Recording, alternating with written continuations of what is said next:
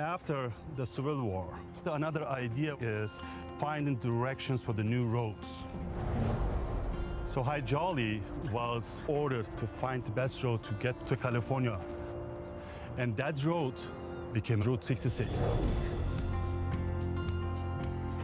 So let me get this straight. Haile Jolly is hired by the US government to survey the best route from here, and that route ended up becoming the last section of Route 66? Yeah. No way. Yeah. This is blowing our minds.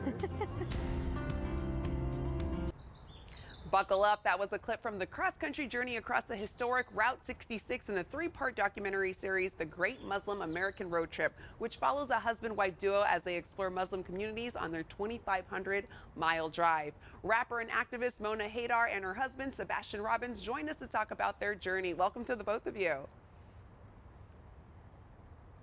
Thank you. Thanks for having us. Yeah, I'm excited to chat with both of you. And Mona and Sebastian, a 3-week road trip sounds like an adventure. How did this idea for the journey come about? You know, it was a year into the pandemic, and we'd been married. We'd been together close to 10 years. And for us, it was like a second honeymoon.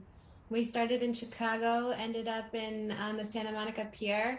And for us, it was an opportunity to get to know each other all over again after having a couple kids and spending a lot of time together, but never really having enough time to have real in-depth conversations. And this was a sort of inward journey for our marriage and outward journey where we learned a lot on that mother road. Yeah, and you're both practicing Muslims, correct? Yeah, we are. Yeah, and Sebastian, you converted after meeting Mona. What insight did you gain from this trip when it comes to your religion? I think there were two things. One is the diverse and long history of Muslims in America, and we got to learn from scholars and activists, community organizers, historians along the way about the history that we knew nothing about, and I hope viewers can kind of learn through us. The second piece is the role that service plays in every religion. And we got to see that through the lens of Islam.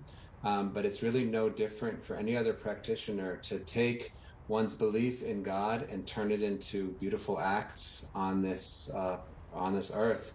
And we saw people doing that, walking the talk in a very humble way. And we came out inspired to want to do that more in our own lives and through our faith. And that's one of the things that inspired me to become a Muslim, and that energizes me every day in my faith. Yeah, it sounds like a really inspiring trip. And along your road trip, did you learn anything that was maybe surprising or see anything that was surprising?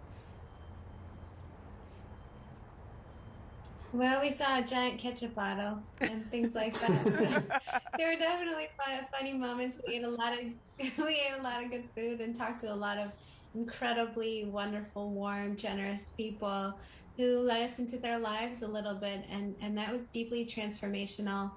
One thing I would say we learned is that our conception of when Muslims came here, that timeline just kept getting pushed further and further back.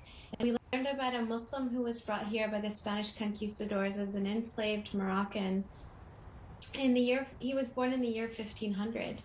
And, you know, that's before the idea of America even existed as a nation state, you know, and so we learned that actually at the Zuni Pueblo from a Native American scholar there.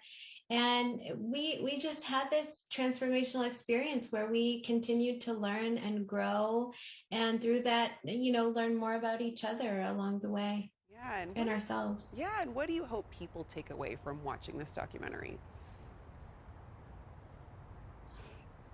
You know, I think Muslims in any minority community is under a tremendous amount of pressure to be extraordinary, to achieve, to be exceptional. And we met extraordinary and exceptional people along the way, don't get me wrong. But really what you see through us as a very fallible, humorous couple is that Muslims, just like everybody else, also get to be human, also get to be funny, also get to make mistakes, get to live their lives, to be parents, to argue, to make up. And that, I think, relieves some of the burden for the immigrant, the refugee, the struggling person who not only has to survive on this hard journey through life, but then somehow has to be extraordinary. And that's a tremendous amount of pressure for anybody. And hopefully that this show can take that pressure off a little bit and show that Muslims really are just like everybody else, and we have our faults and we have our beauties. And the people we meet along the way really exemplify that in a inspiring, beautiful, humorous way. Well, I'm excited to tune in and tell our viewers where they can watch more. Thank you both so much for joining us. The Great Muslim American Road Trip premieres Tuesday, July 5th on PBS.